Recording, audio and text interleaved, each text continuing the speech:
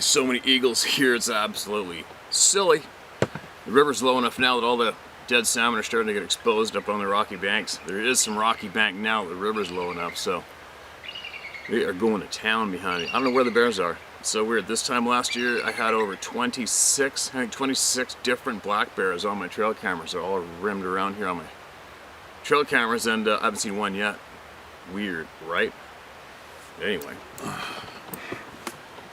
Alright, so now got a few things to share today that I feel is very important. My puzzle, one of my puzzles is about to get, I feel in my gut, one of my puzzles is about to get filled, and that is for me a big question is being answered for me for my puzzle when it comes to these beings that are running around the forest that I've seen and I didn't ask to see, which kicked this shit off. And taking you guys back to the very beginning, why I am here today with all you, and probably why you are all here with me today, is because we're sick of the bullshit that the so-called the big names have kept this topic going in an absolute embarrassing circle. An absolute embarrassing circle of bullshit, misinformation, and just doing a great job for the man, right? Insisting these things are a primate. Okay, I need to have to go on that rant right now. You know what I'm talking about. Done with the bullshit, and that's why this channel is popular. That's why we're all here together. And a lot of very knowledgeable people have come forward just because of that fact alone.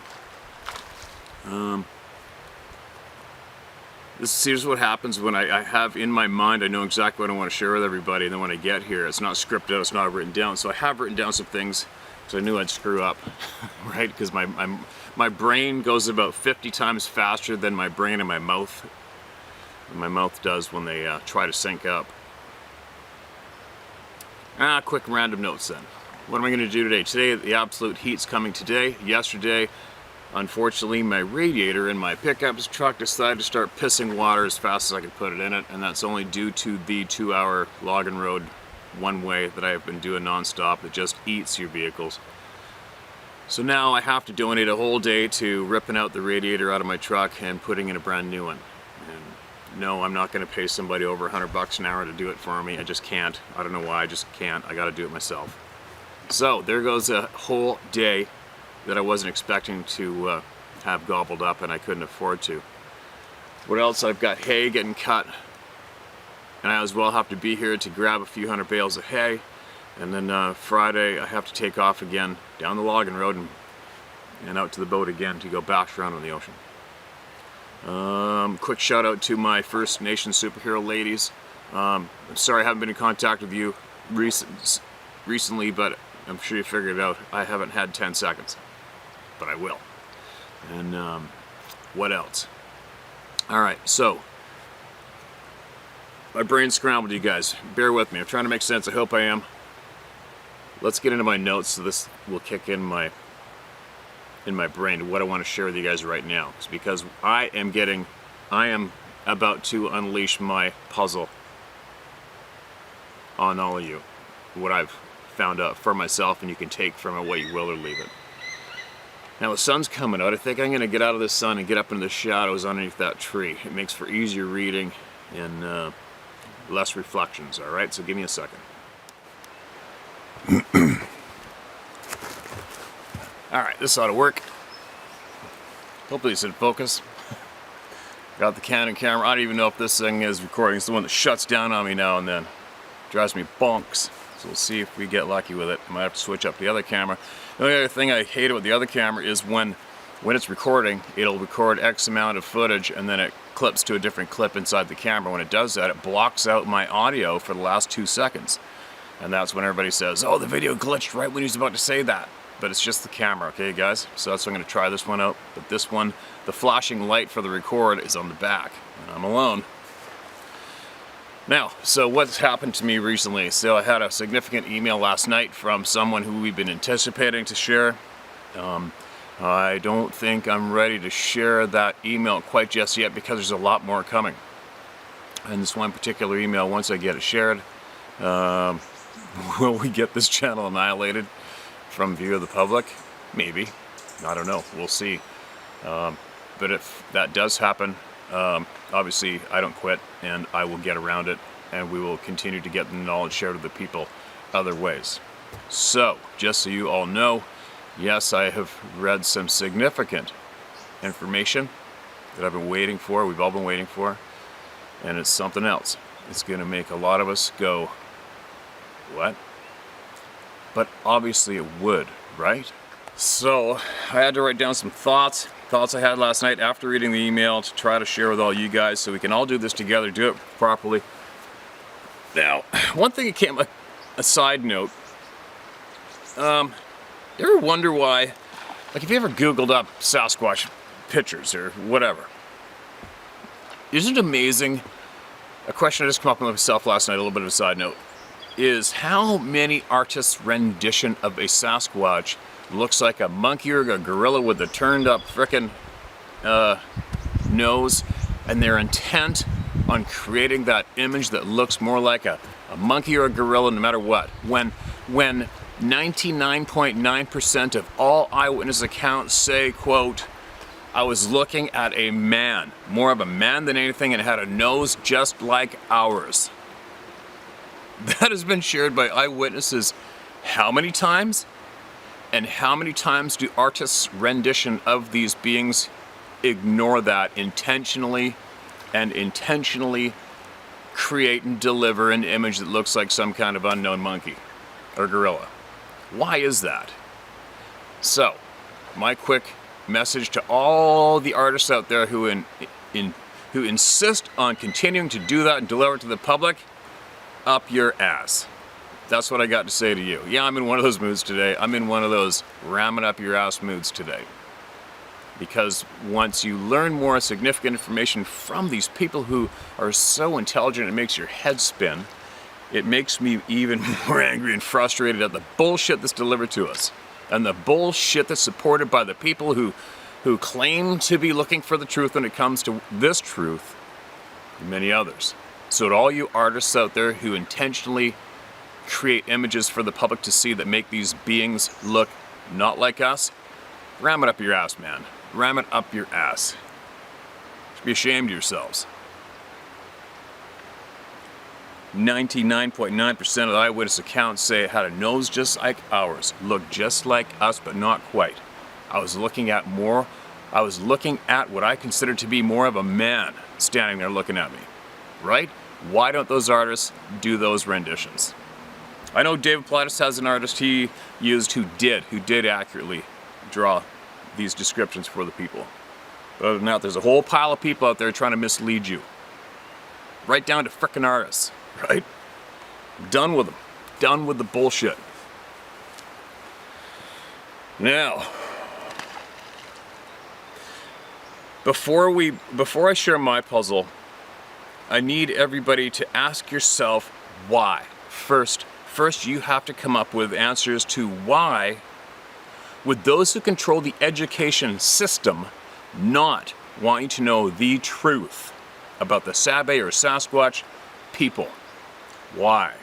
All right? You need to ask yourself and be honest with yourself, and you need to come up with the answers for you first before you get my puzzle delivered to you. You have to ask yourself honestly, why? Why are they so intent on keeping this one truth, which is slapped in their face nonstop to tens of thousands of us? Why do they want to keep it unacknowledged? Why? And believe me, it has nothing to do with money. It has nothing to do with money. Well, I guess in the long run, in a way, it does all dwindle down to money and power, but it's a little bit more than just a bank account. All right? But you need to find out for yourself before I share my puzzle with you. You really have to dig and find out why. Why do they not want you to know the truth about these people? Okay? And that will help you be able to digest the information that I'm going to share with you. Okay? That's a big one. Some of you might pick up what I'm putting down, some of you might not. Oh well, take from it what you will or leave it. truth. Why would it be so pretty the secret? Seriously, look into it. Now, another thing too is, well, who am I? Who am I? You know what I mean? Like, I'm going to deliver and share with you what I'm finding out, what I'm learning. But in reality, who am I? I'm just some asshole on the internet, right?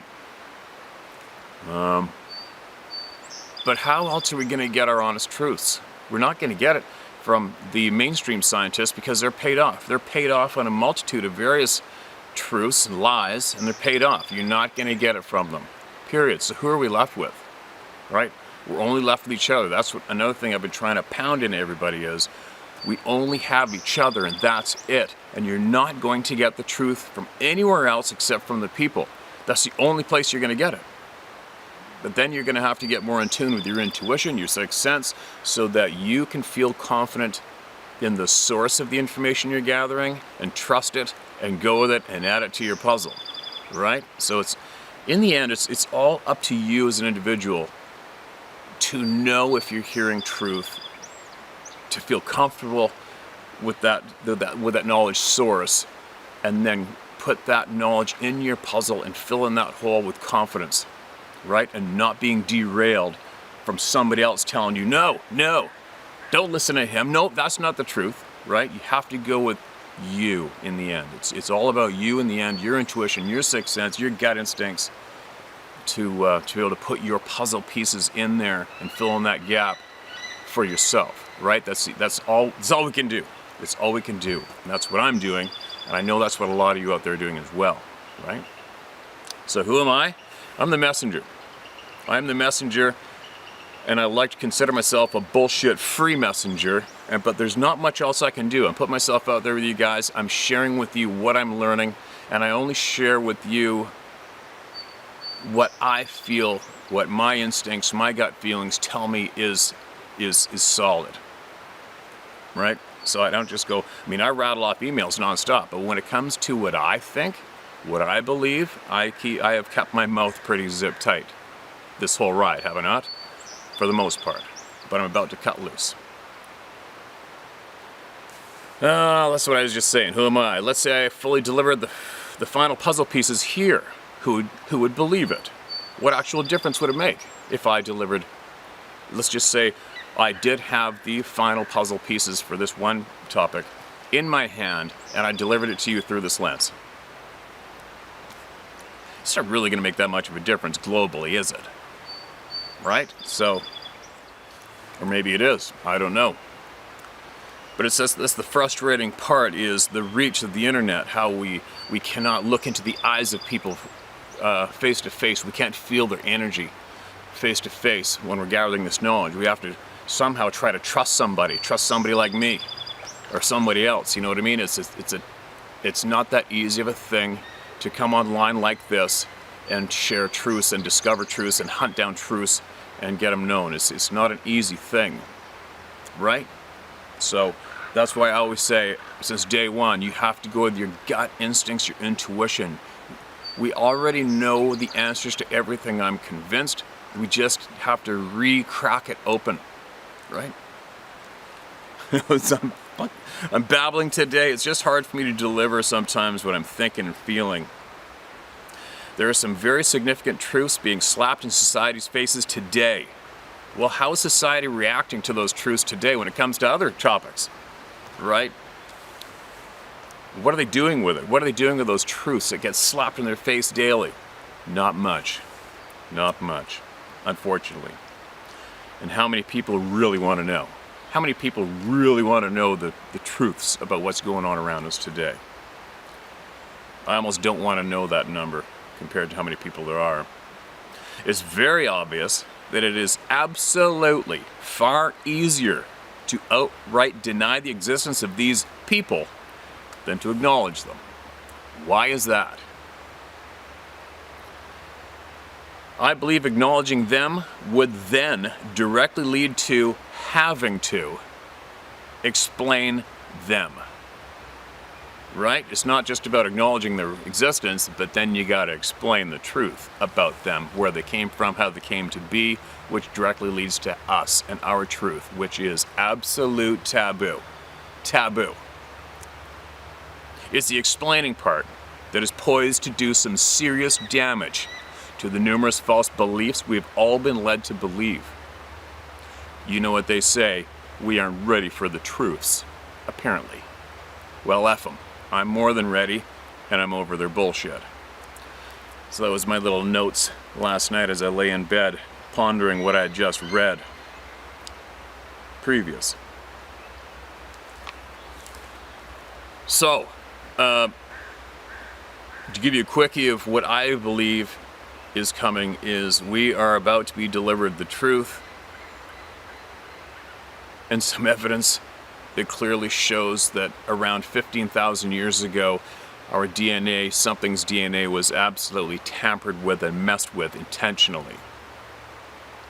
Right? Now what does that tell you? Also, the scientists who are coming forward via another scientist, they have made it very clear to me that when scientists share truth, there's no fine, there's no jail time. Straight across the board with scientists is death. And that's a fact. Scientists get killed if they do not follow the line. It's sad, but it's true. When it comes to energy, when it comes to climate, when it comes to all sorts of shit, drugs, anything. If a scientist wavers in any way, a scientist full of knowledge, they get killed. So, currently, I've had a fair amount of knowledge shared with me last evening. I did not save that email or those words anywhere on my phone. I left it in the encrypted email box where it's safe, and it doesn't give anybody the heads up of what I'm about to share. Believe what is about to be shared is 34 hours of conversation with a scientist who's definitely scared for his life, and he's worried that some of the information he's sharing with us is going to possibly make it obvious who it is. But we are going to work hard at helping conceal the identity of these people. What else? My brain's all over the place this morning. These individuals have over 3,000 individual DNA samples directly from the Sasquatch or Sabe people, whatever you want to call them. They got it. And they have clearly dissected it and know what they're looking at. They also have been quoted to, quote, they have one solid DNA sample from what they call the dog faces or the dog heads. And they assured me that the dog man is very, very real. And they have one absolute solid DNA sample from that as well. And I don't think I've read exactly what that is yet. But I have read exactly what the DNA is for the Sasquatch or the Sabe, whatever you want to refer to these wild people as. I shouldn't even say they're wild. I guess maybe they're just unacknowledged, right? So that's coming. What else? It's funny. Dave Pilatus is and his past colleagues were responsible for obtaining over 100 and some odd DNA samples, and it's been delivered to us. The majority of that truth has been delivered to us as simply as original human, modern female, unknown male. And believe me, when we share with you what the male side of the DNA is, it's gonna help you understand why nobody's said it out loud yet. I'm gonna say it out loud because I don't give a shit. I'm not scared of the truth, and no matter how crazy it sounds, I'm not scared. I'm gonna share it. And these individuals who are sharing with you through me, they have said, quote, it's time to stick it to the man, and we're willing to stick it to the man as much as we can in any way possible, right? When it comes to the truth, they're done. And they're at that age in life where they're up there. They are our senior, super knowledge-filled individuals, and they have come to that point in life where they're not really scared enough, but not scared too much, and they know it is time to share what they know with the people. Thankfully, maybe not thankfully, maybe it's going to be a bad thing, but they've chosen me to be the messenger. I hope what I'm saying makes some sense with you guys, but I have some very significant truths in my possession. There you go. And I'm going to deliver it to all of you. And like I was daydreaming about it last night, is it going to make much of a difference? I don't know. It may for a handful of you. It may for a big handful of you. Maybe it will for all of you. I don't know. But in the end, it's all up to you. It's all up to you, how you feel, how confident you feel, what your intuition, what your gut instincts tell you.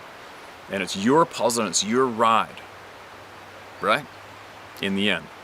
That's what counts. It's your puzzle. And completing this puzzle for me is just one. Since I started this journey, my own journey, since I started this, it's cracked open numerous other puzzles for me. And like I said in the very beginning, it's not the Sasquatch that amazes me as much as human beings do. I find it way more amazing to watch human beings and see how effed up they are and how they bumble through this controlled life, right? It's amazing to me to watch, and a lot of it confuses the shit out of me, and I want to learn how I can stop people from bumbling through this lifetime in being so ignorant and not taking the reins of their own life and eliminating the bullshit, right? So I just have to give out such a huge thank you to all the brave people that have come forward with what they know to date. You're so appreciated and so proud to be associated with you during this lifetime. I'll tell you what, brave people. They are. There's a shortage of them, but there's a lot of you out there, and you're so thankful that you have come here to share with the world, using me as the messenger. And I'm glad to take that position and tell you what, I am the messenger, and I am the messenger that will shoot back. So if you came here to shoot the messenger, frickin' bring it on, man. Bring it on. It won't end well for you. So on that note, I'm going to continue to share some voices. There's still a whole shit pile of people that need to be heard, and they're going to be heard. And believe you me, there is a shit pile of honest truth about to be dumped in your lap for you to do with as you will, take from it what you will, or leave it. All right? All right, here we go. Let's listen to some more people. All right, I switched up cameras. This one, great camera. I prefer to use this one. This is the one I use in the shop, but I have a monitor that goes on top, and I can see the screen when I sit down, and it will let me know if it's still recording or not. But I don't have a battery for the monitor, so I can't pull it off out here. Sure enough, this thing shut down on me at the tail end of the beginning of this video, so I switched up to this one. I can see the screen, tell that it's recording, and not get screwed up. I find it really odd that there are no bears here, no bear sign. It's really odd, right? Lots of eagles, lots of fish, the river's low, but there's no bears. So I think what I might do, I'll try to find a couple hours soon, and I'm going to ring this whole area with trail cameras again and see what's up, because that does not make normal sense to me. It just doesn't make sense. Unless something's here scaring them away, right? Or eating them. Whatever. Now let's get into it. People need to be heard. They're going to be heard. Here we go. This is titled Footprints, or the photo. I found this in the Talkeetna Mountains, Alaska, 2 weeks ago while prospecting. There was 2 more I didn't take pics of. Thanks for all the great info, Mike Jones. That's definitely an interesting print, isn't it? I know a lot of people always say, oh, it's a double print from a bear. They always do that. Well, it looks like a single print to me. If I can do this on the screen here instead of, it's such a hassle for me to get the photo off of the camera and then onto my. We see that? Oh, that works. There we go. There's the print, you guys. Got that? There we go. He's got his hand in there. We found 2 other ones.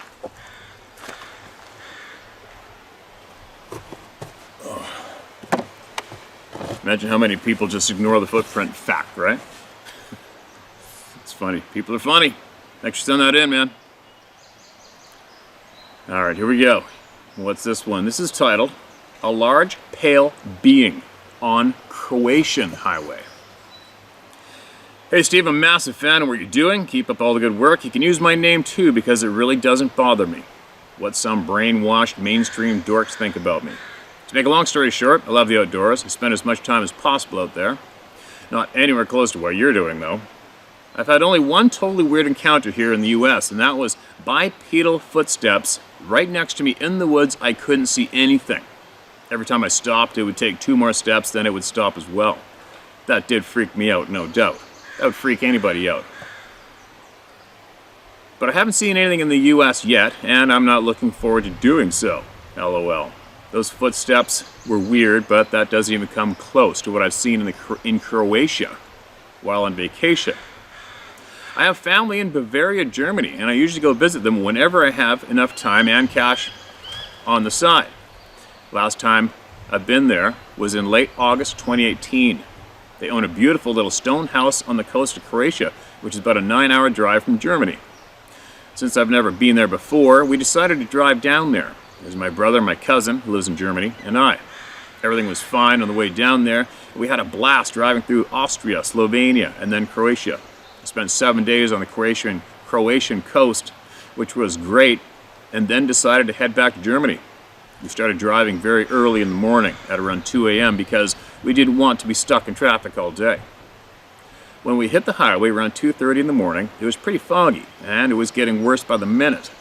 Our way led us right through a mountain range, and that's when the fog reached its peak.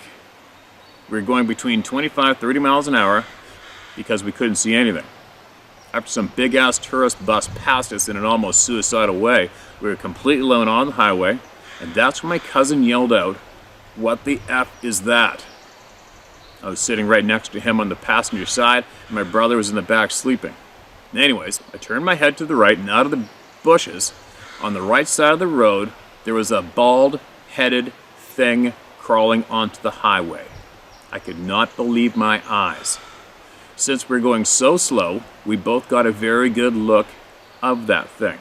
It was incredibly skinny and had a grayish color. It was crawling on all fours, and it was so long that I couldn't even see the back end of it. To describe the way it moved, it looked exactly like a big cat when stalking its prey, just without the muscles. It looked like a living skeleton with a thin layer of skin over it. It moved back into the bushes, and we went by, and we were both completely shocked. My cousin doesn't believe in anything like that, but he was unable to come up with anything rational to explain that encounter. To this day, whenever we're on the phone, we always ask each other the one question, what the F did we see that night? So that's my story. It isn't a Sasquatch story, but it sure did creep me out. Thanks and have a good one, all you lovely, free-thinking people out there. George Lynch Dixon. Thanks, George. Appreciate that, man. And I'm pretty sure you've done some digging and enough digging to know that you're not the only one who's seen something with that description. It kind of sucks in a way, right? Because that description is something that us humans as a herd have been raised to absolutely not even entertain the thought of that being real for a tenth of a second, right? I know we have seen something like that caught on video or trail camera, right? That's been around for quite some time. Something looking in the camera and then taken off fits that description, not the size. Another thing I forgot to mention earlier in the beginning of this video was that the scientists have confirmed that yes, portals are very, very real. Don't shoot the messenger. And that fact alone, that portals are very real, opens up a lot of shit that we will not be able to wrap our heads around on average, right? But anyway, anybody out there has seen something like that, don't be scared. You can email it in. Don't be scared of sharing what you saw. You didn't ask for it. I get it. We know you didn't ask to see this shit. So just share it and be honest, all right? The times of being scared come to an end now. No more being scared of frickin' anything, all right? It's enough. Thanks again, man, for being brave and sharing that here, all right? I got no answers for what the hell that thing is myself, I'll tell you what. Alright, here's another one. This title is Started with a Footprint in the Mud. It was a beautiful day in July 2009. Just a family of 4 from Bend, Oregon. Looking forward to some real fireworks in Washington State as we love Independence Day. So, we traveled to camp, not quite knowing where we'd end up. My boys and wife, also myself, ended up in the most awesome lake with an island in the middle of it where the fireworks were launched. We also set mortars off on the beach, as many did. The day before, we all decided to travel around the area after reserving the last site available. In our 4x4 with camper, we took many back roads to a very narrow road with trees covered it. If I was to keep going, I would have to lock my hubs. Excuse me. So I decided it would be good to pull over and eat the snacks at this point before we go in too deep in. Excuse me.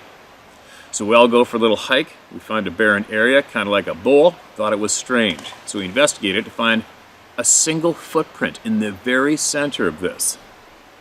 Steve, I have to special order my son's shoes. He's had size 14 at the age of 15. At this time, we never knew a Bigfoot, never heard of it. If so, it didn't mean nothing but an old folk tale. My son puts his boot next to the barefoot print in the totally dried out mud to find this footprint exceeds his boot by about 3 inches. Shit got strange after this. It sounded like Babe Ruth was smacking a tree with a bat. Then from another direction we heard the same tree smacking. And then from another direction, another. My first thoughts were a grow area. And I got the mind speak to leave now. Told my family I have to go now, and we did. After our vacation, did some study on the net, and we knew we had an encounter. I never brought this up again with anyone, but I wanted to share it here. You can say my name. Franklin Smith. Franklin, welcome to the club. Appreciate you, man. Appreciate you coming forward with your story. Don't be scared to share it. Just be honest with everybody from here on in. Everybody's just got to be honest. Share what you saw. Share it with your neighbors. Share it with the people who lived next to where you experienced it. And then you're done. At least you're honest and you did what was right and you shared the honest truth. They can do with it what they want. Take from it what they will or leave it, right? But at least you shared the truth with them. That's the important part. Thanks again, man. Appreciate it. This next one is titled My Story. Oh, read this one. Or did I read it? I'll read it again. Maybe I get confused sometimes. I may have read it to myself. It's a short one. Hi Steve, I'm a 15-year-old and I live on the northern part of Vancouver Island in Port Hardy, and I've been watching your channel for some time now. I love to be outdoors and have spent my time hunting and fishing the rivers and ocean up here. I know my story isn't as interesting as others, but here it is. Me and my friend were targeting summer steelhead on a river about 2 years ago. As we were working our way down the stream, we showed up to this one pool, and as I'm looking around, I can see a tree swaying side to side, and there's no breeze or wind whatsoever. I didn't think much of it, and I continued fishing.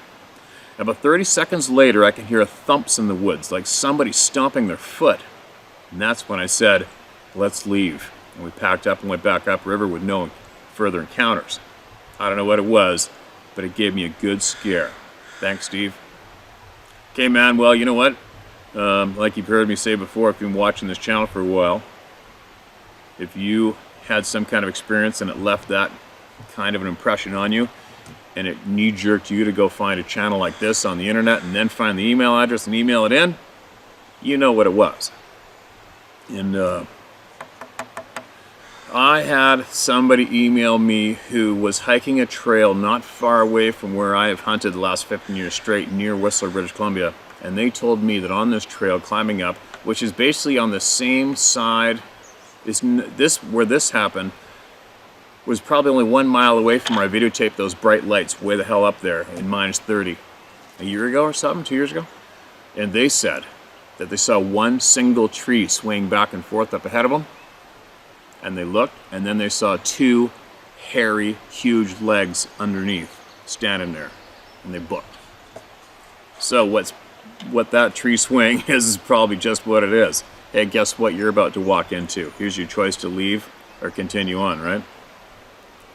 Follow your instincts, man. Be safe out there and don't quit hunting and fishing no matter what, alright? And email me again if you come up with something else that you learned. Somebody needs to hear, might help somebody, all right? Writing in again. It's the title of this one. Hi Steve, hope you and Sarah are very well. I know you couldn't possibly remember me as you get thousands of emails, so a brief recap.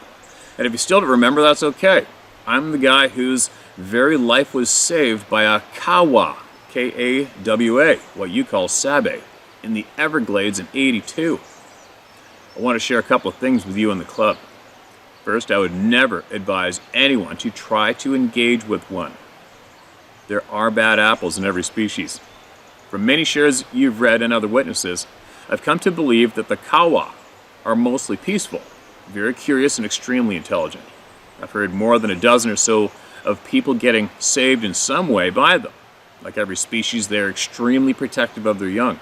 This may account for the intimidation tactics we hear of, the rock throwing or tree shaking, to frighten people off. They simply don't trust us, and can we blame them when people tend to shoot at them out of fear or, sadly, perhaps hunting them? There's no reports of anyone being killed or even harmed by a Kawa for many decades, and we don't know the facts of those reports. It does seem that the ones in Alaska are very vicious and not to be messed with at all. Could be the lack of exposure to people there, I don't know. Of course, all of this is my opinion, and I'm only going off my encounter and what I'm putting together from others. The moment someone enters the forest, they know you're there. That is obvious. Anyway, if this makes any sense to anyone, okay. Or maybe I'm wrong about everything, but I'm here today because one saved my life, and I can't help but feel I need to help people understand they aren't monsters. At least not every one of them. It's a shame our respective governments continue to lie to us about the Kawa. I absolutely believe it's because of deforestation and the logging industry, above all else. To the people on your channel, you're not alone, not crazy. We absolutely know exactly what we've been through. Being silent about your experience doesn't help you or the cause. The more we tell others, the more they, the powers that be, can't hide this. Steve, please keep doing what you're doing for everyone's sake and sanity. You are the only one helping with truth. My deepest respect for you and the club members. We're all a family and ours. Yes, we are. And thanks for that email. And I'd like to add in that there's a lot of other people out there trying to get the truth out too, man. For sure, there's a lot more people out there doing it as well. And what I take on that, me, and my puzzle, I would respectably agree to disagree with you on the logging industry and those dollars.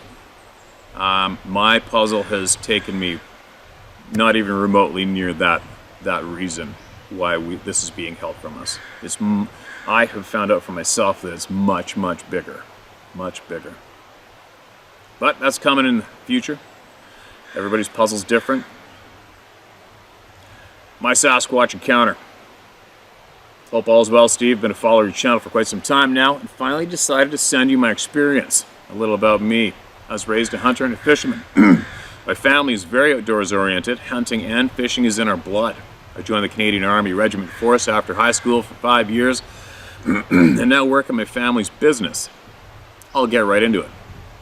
I was in grade 11, 2010, and just finished school for the day and got home. I was with my buddy Josh, and we hopped on my father's four-wheeler and drove it to the back bush to smoke cigarettes and shoot the shit.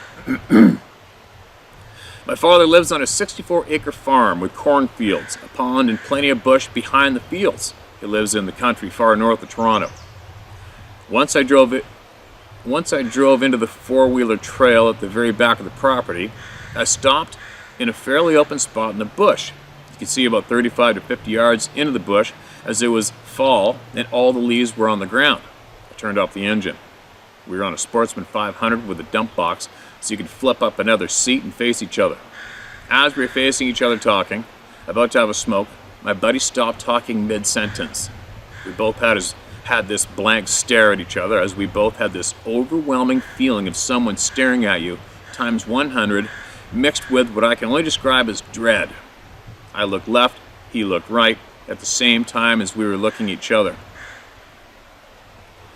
Once we turned our heads, we started staring at a tree-peaking Sasquatch about 30 yards away behind a big oak tree. This is the scariest thing I've ever seen breathing.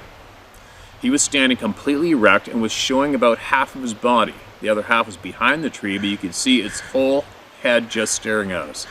His arm was extended down the side of his body, not a bear. Like I said before, it felt like 5 hours, but was maybe 3 to 5 seconds stare down in reality. 5 seconds is an hour in wildlife time. I believe he was a male. He had dark brown / black fur from head to toe, and I distinctly remember his sunken eyes and seeing his piercing red-eyed pupil. Infrared? He must have been 10 to 12 feet tall, and I can safely assume he weighed probably 800 to 1,000 pounds. As soon as we locked eyes for a few seconds, he slipped behind the tree and that he was peeking from. I didn't see a flash of him after he vanished. So I tossed my cigarette pack and told my buddy to wait at the bike.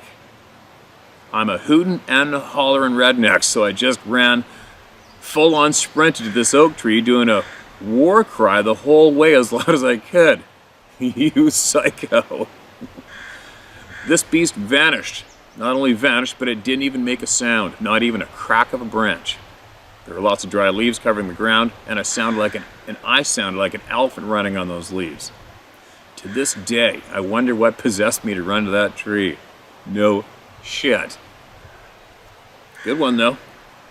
If he was waiting there for me, he could just pick me up by my head and rip me in half if he wanted to. I couldn't even find a track because the leaves were so thick on the ground. He can either ghost walk silently with unnatural speed, or hop from tree to tree like Tarzan, or he's simply cloaked as he disappeared as fast as he showed himself.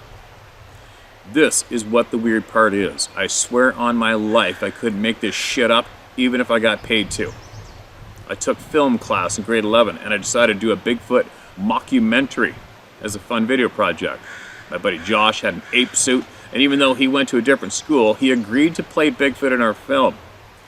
We completed the Bigfoot film on my father's property, as most of the filming was in the back bush by the four-wheeler trail. The encounter we had was 3 weeks after we finished filming it. What?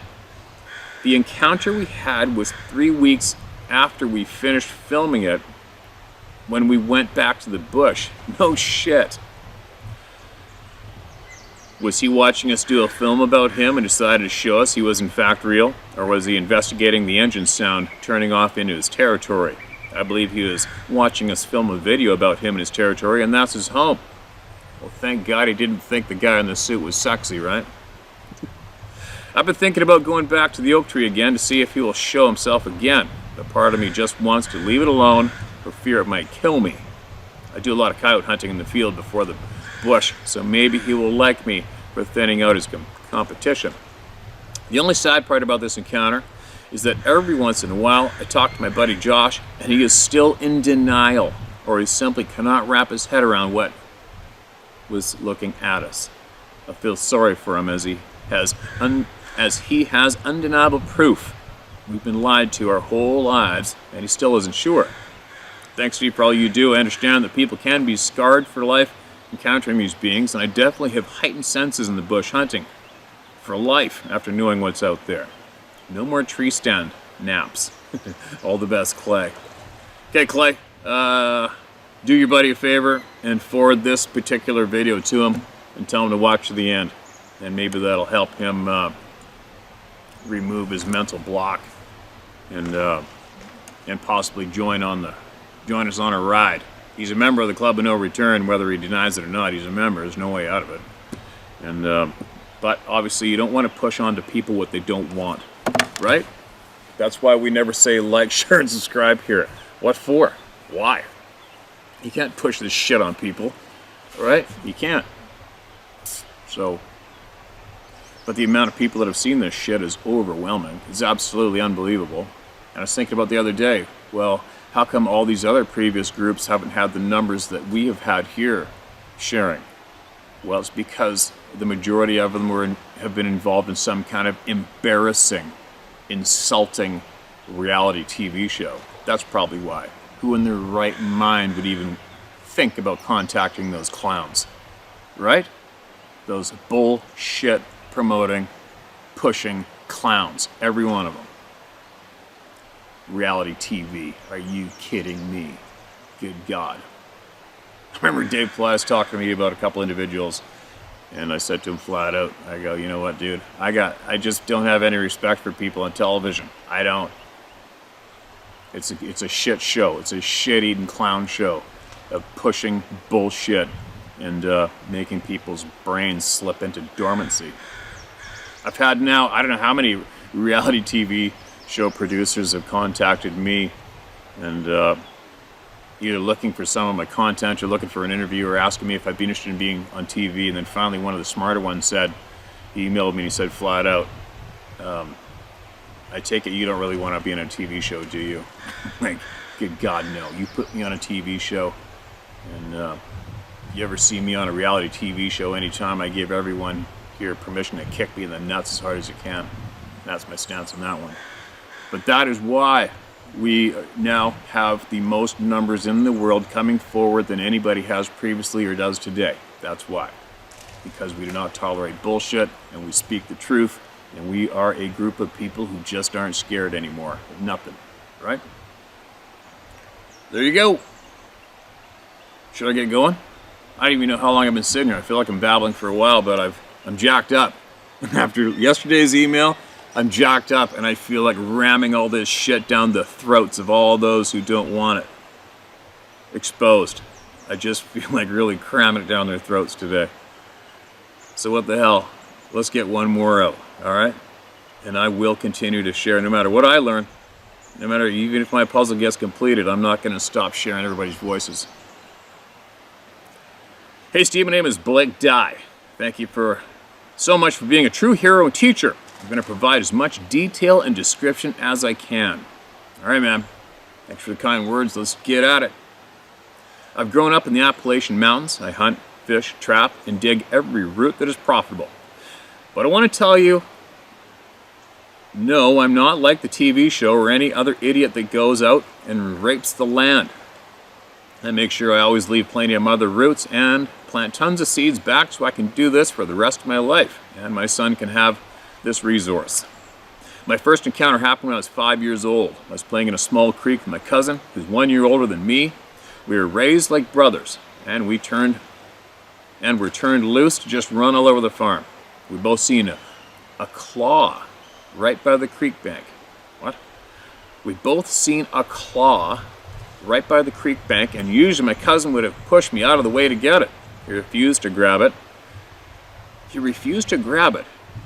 And my inner voice was telling me do not touch it. But due to the fact that he was obviously afraid to touch it, I was younger and had to prove myself. Big mistake. The whole time my sixth sense told me not to. As soon as I picked it up, something took a step just in the wood line and crushed a glass beer bottle. My cousin Joey told me, let's go, leave the claw. As we walked towards my dad's house, we were paralleled inside the tree line, and my inner voice screamed, if I show that to anyone, then it'll be very bad. Nothing specific, just a horrible, horrible feeling. Nobody's allowed to see what I had in my hand. We got into my dad's yard. Joey walked straight towards the front door of the house. My dad just got done throwing a bag of trash in the open pit fire and walked straight over past him and threw the claw into the fire. As soon as I did, I had an instant relief and the feeling and voice were gone. That's pretty crazy. Oops, I lost where I was reading. The best description of the claw in my memory is that it was fairly straight, slightly curved at the tip, nothing like a bear claw. I had a necklace at the time with black bear claws. It did have more of a brownish color, not completely black. Stuck out on both sides of my hand. Holy shit, probably 4 inches long. That's frickin' huge. Me and Joey never spoke about it until we were teenagers and continued to play at the same creek. My second encounter was when I was 9 years old. My dad had an old Jeep. He had the top doors and windshield off. Went for a ride up the old iron ore mines on our property. It was about 11 at night, and me and Joey were standing in the back seat holding onto the roll bar. We took turns shining a spotlight just to see if we could see any animals, and all of a sudden we get knocked down into the seat, and there's a turkey laying on our lap. I thought it was dead at first, and then it started flopping and going crazy. My dad didn't know what the hell happened as he turned around trying to check on us. My dad immediately, after throwing the turkey out of the Jeep, what? That was a good meal, started to turn around whenever we're asking a million questions and just what just happened. And he said he hit a tree and knocked the turkey off the roost. And then he changed his story years later and said that the turkey flew off the roost. He said the turkey flew off the roost. They don't fly off the roost at 11 at night. So, as he's turning around, we hear something over the motor just outside of the spotlight reach on both sides of us, going up and down the road, paralleling the road. We go all the way back down the mountain, still hearing them. Dad stopped a quarter of the way in the field, spun the Jeep around, and shut off the motor. He took the light from us and stood in the dark on the running board, lit a cigarette, and as he was listening, he took the spotlight and shined it at a massive white oak. We don't see anything.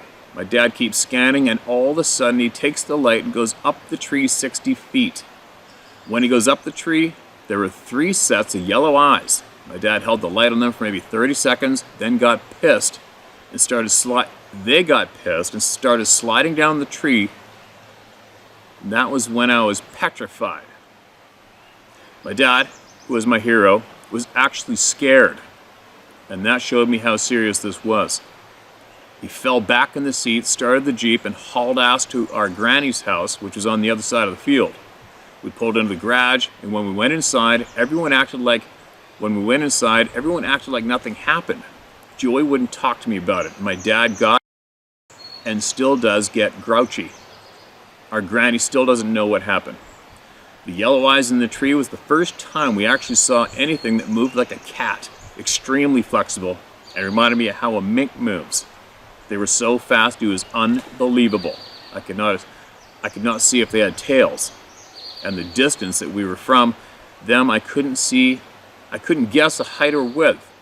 They were large, and the eye shine was the widest and brightest I'd ever seen in my life.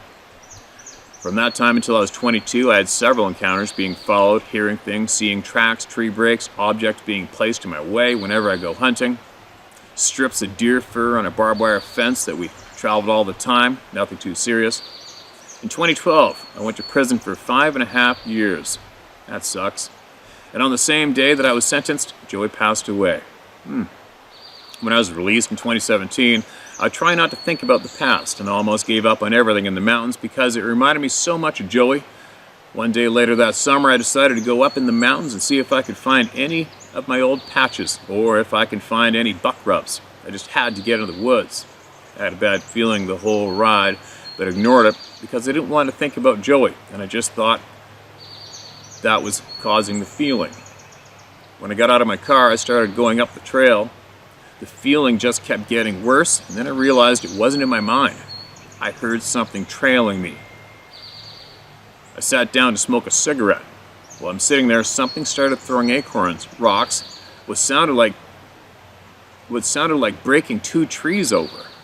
I started thinking, connecting back with nature, and it was like a fog lifted. I couldn't control the fear that overcame me. Everything came rushing back, and I thought that was the dumbest thing in the world to ever go back out in the woods. I thought I was going to be eaten, because these things are very aggressive, especially whenever you're alone. I started walking down the hill. I started walking down the hill. There was one each side. I could see brush moving, black outlines, and right in front of me, in between me and my car, there was a low howl. They're trying to push me into a small holler. I never could see them clearly. They didn't let up. Fear turned to anger, and I just kept walking straight towards my car instead of going over the next ridge. I truly thought that I was going to die, and that they wouldn't come. And when they wouldn't come closer, I started yelling, "Get it over with." I had my pocket knife out, and I just kept thinking, stab the one that grabs me.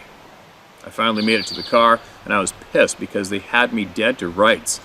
They had me outnumbered. They had 100% full advantage and wanted me to go into a deeper, darker spot instead of doing it right there. I was so angry, and all the other emotions I had going on, decided right then and there I wasn't going to be pushed out of the woods by nothing or no one, and if I ever got the chance, I would take one down and hang its hide on my wall. I don't care what anyone says. If I ever get the chance, I would take one out. I tan every fur bearer pelt or hide, whether it's worth money or not. I definitely enjoy getting the pelt off one of these damn things. To this day, November 2022, I've had more run-ins stalking and been followed every time. It just makes me angry because I'm always scared at first. They always manage to catch you off guard no matter how hard you try to stay on high alert. They always manage to throw a curveball. In this area, I've never seen a Bigfoot. I've never seen Bigfoot tracks. I'm not saying they're not here, but my entire life, these are the things that have aggravated me. And I truly believe whenever I picked that I truly believe whenever I picked that claw up, I was marked or something. Steve, thanks so much for your time. Hopefully someone can take something and make sense to them. Just getting all this off my chest makes a world of difference. Holding all this in, trying to push this in the back of my mind, almost losing out on everything that I love. Joey would kick my ass if he would have been around when I was giving up on going in the mountains. Just a few puzzle pieces. I always take notes of every time I see them. Time, area, weather. I use my phone to take pictures of broken branches and stick structures. They do make a lot of pyramid and double C-shaped structures. And claw marks on trees. Only for personal use, not to prove anything. I do carry plaster just in case if I'm in a group of people they can somehow get my attention and no one else's. If I take one person out with me, they terrorize that one person and I don't have a clue they're even there. Honing my sixth senses into these things is hard as hell. They have the upper hand. I always try to go with my gut feeling, like how you say, if you have a bad feeling about going into an area, just don't. Steve, thanks so much for everything you do. I'm so blessed to have found your channel and everyone in your How to Hunt family. We all want the simplest, cheapest, easiest thing on this planet, truth. Yeah, I wish it was that easy, eh, man? It's unfortunate you had to go away for 5 years. That sucks. I almost went away for 5 years once. One of the scariest times of my life was sitting there, standing there in that courtroom when the judge comes back in to let everybody know what's going to go down. And you don't know if you're going to go in that door or walk back out the door you came in. That was a shitty feeling, man. I was terrified, even though I was absolutely innocent. And the bully, abusive prick who started it lost in a bad way and went the typical route that bullies do and decided to make up a story and call the police and have me arrested. Weird. Anyways, babbling. That's a different story for another time. Anyway, killing one. I don't think that's going to happen, man. Better off just to accept their presence, accept they exist, accept the fact that they haven't killed you, and they could, anytime they felt like it, they could kill your ass. Just coexist. Coexist, respect each other. Somebody or something that can easily scare the shit out of you without you even seeing it wants you to leave. Just leave. Come back another day. That's what I do. Just leave and come back another day. But nothing's really been trying to scare me for a few years. I wonder if it's because I'm doing this. I don't know. Who knows? They're not intentionally trying to scare me. They've let me know they're there more than a handful of times the past few years, right? You guys have seen more of that. Catch that. You guys catch that. When I don't, is what it is. But I'm really curious about the bear thing, the missing bears behind me. That does not make sense at all.